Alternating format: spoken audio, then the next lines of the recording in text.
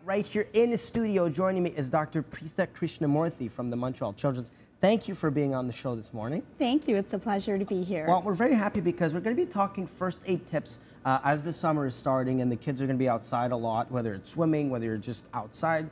Let's start with one that I guess everyone has to deal with, not only the little ones, the sun. How do we protect, the key word here is prevention from the sunburns. Yes, so absolutely the first line is prevention. So when you're going out in the sun, I think it's really important to cover yourself well if you know you're going to be exposed to direct sunlight for a long period of time. And of course, apply sunscreen. Now, there's lots of questions. What kind of sunscreen do you apply? What SPF level? I would say a minimum of 30, ideally 30, 45, or 60. Because everybody's different, right? Yeah, the difference actually in what it means is it has nothing to do with the sunscreen itself. It really has to do with how often you need to reapply it.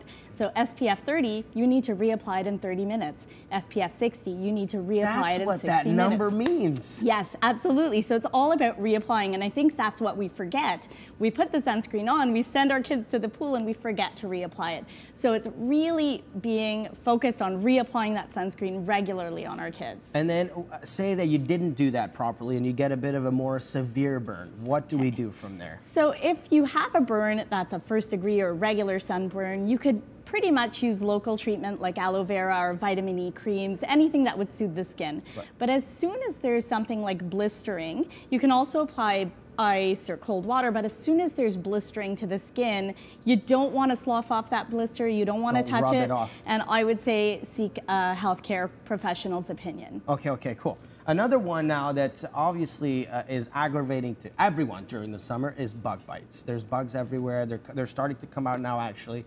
What do we do for those? So again, there's the prevention. If you know you're going to be in a very woody area, I would say wear long sleeves, long pants. Even if it's hot, if you're going to be in a wooded area, that's the best thing to do.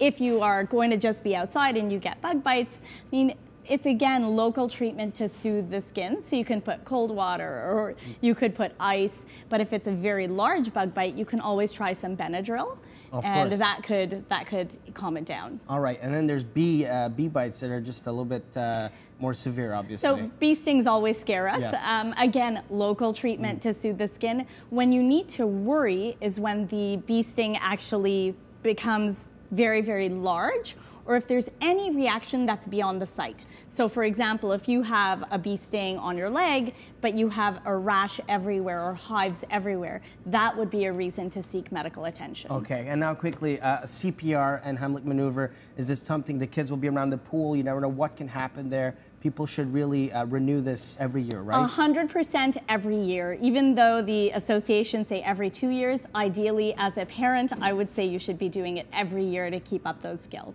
You're so thank you so much for being here this morning. Also, for adults, for kids, all those tips are good, guys. And we've got to be careful this summer. Sun, bug bites, the cuts, everything. So we'll take a short break on Breakfast Television. We'll be right back here on City.